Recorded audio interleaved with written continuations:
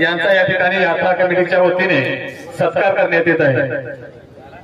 तसेच लोकमतचे पत्रकार शिवाजीराव पाटील यांचा या ठिकाणी यात्रा कमिटीच्या वतीने सत्कार करण्यात येत आहे। पार पडल्याबद्दल तानाजी मोहिते यांचा या ठिकाणी सत्कार करण्यात येत आहे।